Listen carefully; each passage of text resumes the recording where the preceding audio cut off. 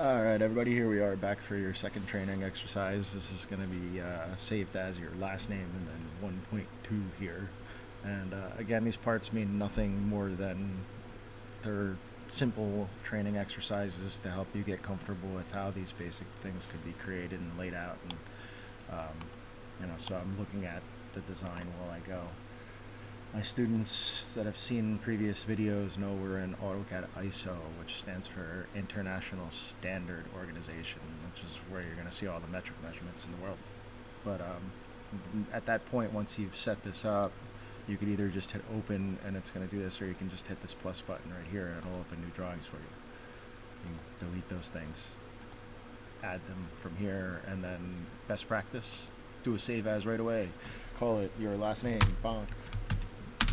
Your last name, this is me, 1.2. Alright, that way it's stored in your U drive and everything is safe kept. Right. We're going to start in the bottom left corner with this drawing. I'm looking at, just like you should be looking at, the paper copy with the measurements on it. Start off with the horizontal 75 millimeter line. It's going to look very small, so you zoom in, hold the mouse wheel down, click it as a button, sorry.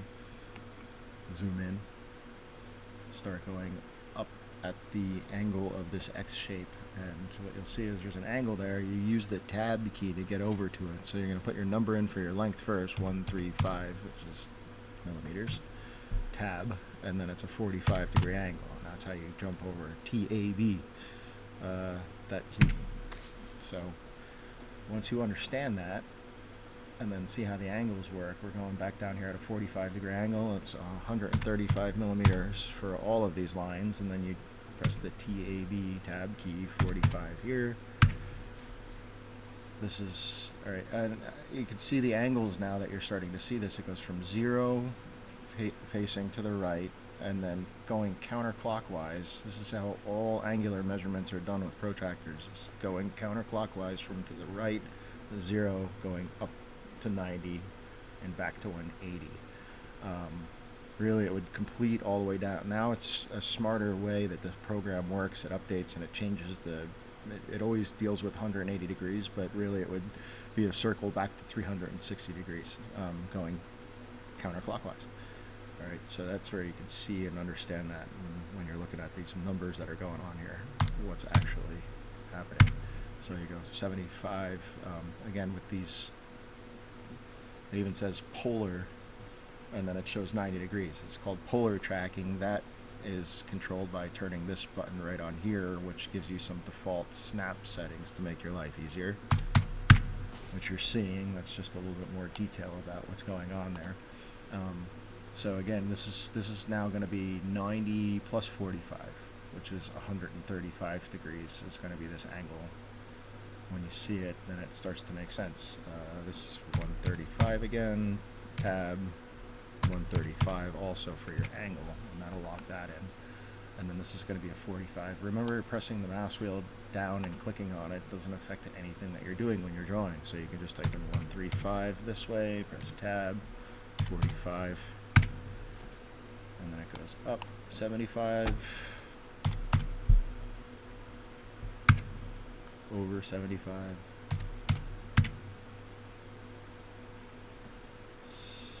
135, tab, and then this is going to be a 135 again.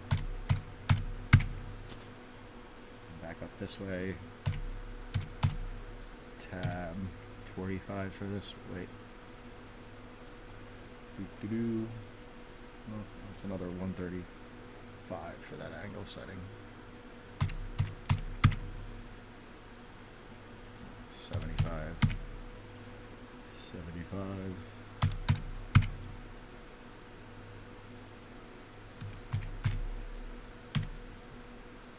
45.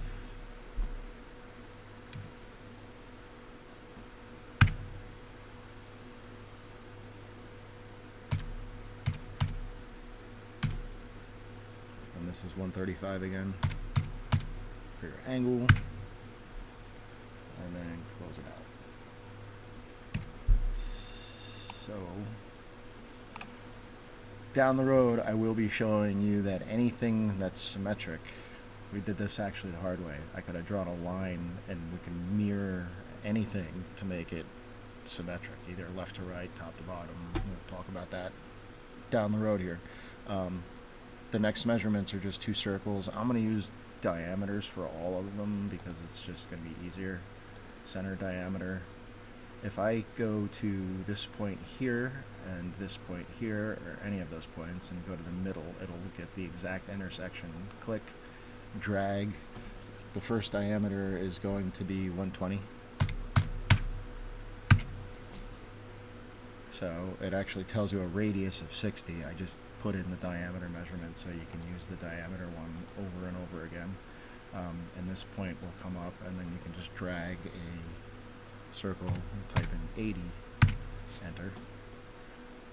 Alright, and then we're just going to do our, we'll do this first, because I was a little funky about text and putting your name and period on this.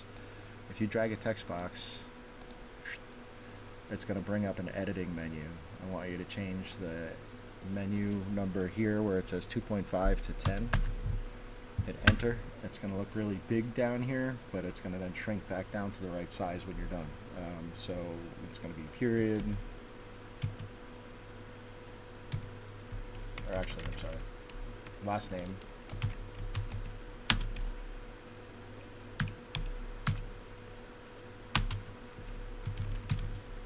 and then whatever class period you're in. Whoop, I'm sorry, click away from it, or just hit that check mark up there to close it. If you click on the text, then this point right here, ooh, why is it jumping? It's just interfering with something.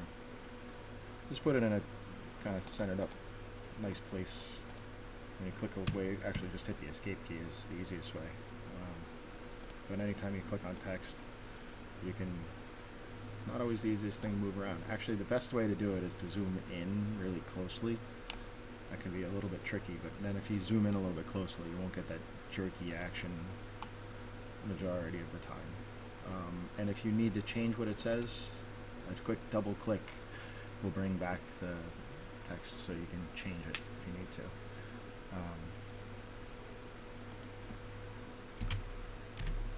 Just come up with your own way of making this look nice. And then dimensioning. Let's see if our controls here. The one thing about the dimension controls, we did this in the last video, the standards don't get saved, so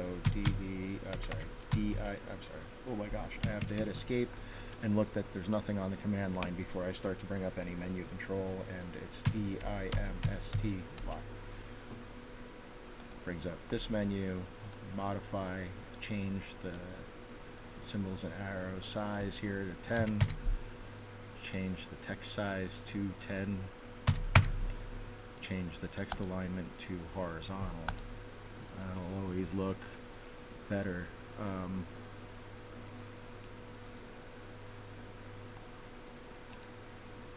Set current.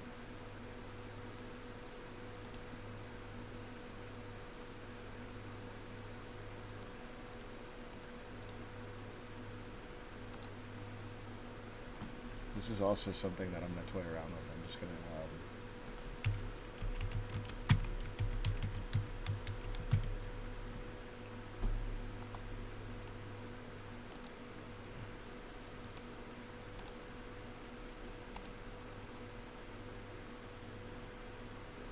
I'm going to set this up later. I want to set up a custom menu system so we don't have to keep doing this, but that's just a couple of little details. Dimensioning. I can click these two endpoints and just drag downward. If you're looking at the grid lines, you could go about 2.5 grid lines is generally the right spacing if you're not going to deal with exact placement like we did before, but here. Usually you could also click, you don't have to click the two endpoints. Most of the time it'll pick it up if you just click on the line and move it over, and you can pop your dimension in. Remember, you could always, if you hit escape, if you click on a dimension, it's going to bring up these anchor points. You could always grab those points and you can move them around and adjust things. And you hit escape when you're done. Yeah, click, and escape. There we go. There's a dimension here. Whoop.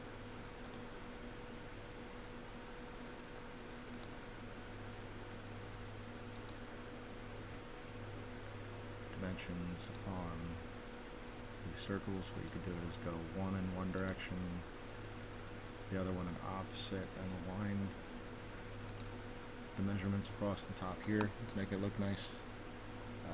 This is another just indicator.